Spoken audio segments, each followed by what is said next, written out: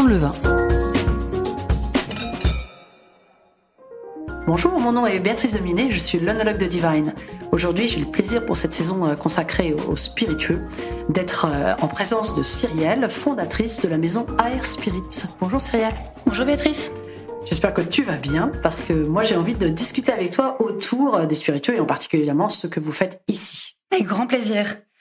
Je peux te parler un petit peu de AR Spirit si ça te dit ? Bien sûr, c'est l'idée. AR Spirit est une maison de spiritueux français et bio qui a été créée en 2018. Donc c'est une jeune maison encore, mais qui a été créée à la suite d'une activité de négoce de spiritueux en vrac et de fût. Notre objectif est plutôt simple, c'est de créer de beaux flacons, de beaux spiritueux, mais tout en ayant de fortes valeurs et notamment sur le respect de l'environnement. D'accord. Oui, je crois que c'est notre seul spirit bio d'ailleurs que l'on a à l'heure actuelle. Donc ça, c'est quelque chose d'important pour vous. Respect de l'environnement, respect de la santé. J'imagine. Je dirais comment on fait un whisky bio. C'est quoi en fait les grandes lignes? Alors, de toute façon, pour un whisky, de façon classique, tout commence par une sélection d'orge. Alors nous, on travaille effectivement avec des agriculteurs qui ne travaillent que de l'orge bio. On travaille avec des coopératives. Ensuite, le travail du maltage est à peu près le même que des spiritueux qui ne sont pas bio, on va dire. Le brassage également. Après, tout se joue aussi sur le choix des levures, on va dire. Et le vieillissement que l'on va faire, sans oublier évidemment le type d'alambic que l'on utilise pour la distillation. Notre côté, par exemple, pour Monsieur Fernand Whisky, on travaille effectivement avec un alambic traditionnel en cuivre qui nous permet justement de créer notre petit nectar, notre eau de vie de malt qui va juste passer ensuite en fût de cognac, en vieux fût de cognac, avant de faire un petit finish en fût de Pinot des Charentes. Oui, parce que on rappelle, on est quand même à Cognac, donc il y a ce petit côté, évidemment. Alors les whiskies, on en voit de plus en plus. C'est vrai que je crois qu'aujourd'hui, on est plus de 130 maisons, enfin 130 distilleries en France qui font du whisky. Quand il y a même 20 ou 30 ans, il y en avait à peine 30. Donc c'est vraiment une explosion.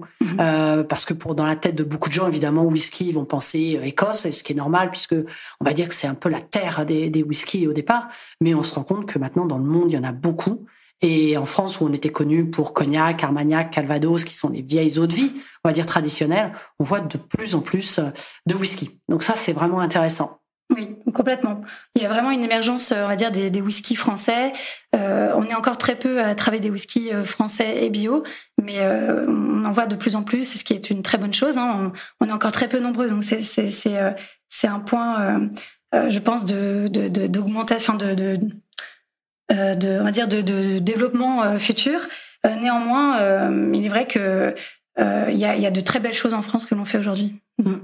Et puis on parlait d'orge, tu en as parlé tout à l'heure, mais c'est vrai qu'on voit aussi des whiskies à base de blé noir, à base de blé. Après, voilà, c'est le côté plus traditionnel et plus classique, c'est l'orge comme oui. Tu l'as dit. Nous, on utilise une variété d'orge qui s'appelle la lauréate, qui nous permet justement d'avoir la typicité que l'on souhaite pour notre whisky. C'est ce que j'allais poser comme question, parce que c'est vrai que nous, en vin, on connaît tous nos cépages. Et on voit bien qu'il y a des régions dans lesquelles on va retrouver certaines variétés plus que dans d'autres. Et je me posais aussi la question sur les orges, peut-être sur les zones de culture en France où on va retrouver peut-être des différentes types d'orges, quoi. Oui, on a la chance, nous, ici, d'avoir quand même dans notre région de belles cultures, finalement, d'orges. Et on arrive à travailler des orges en local, ce qui est quand même assez intéressant. Et de réussir à faire un travail complètement, on va dire, local dans notre région, ce qui est bien, parce que ça nous permet à la fois de valoriser tous les acteurs locaux et de faire un produit qui est typiquement issu du terroir, quoi. Donc c'est assez intéressant. Donc c'est vrai qu'au départ je voulais parler juste d'AR Spirit, on s'est mis à parler forcément d'orge, d'élaboration, etc. Mais je vais te donner rendez-vous très prochainement pour aller connaître un petit peu plus la maison AR Spirit. Avec plaisir. À très vite.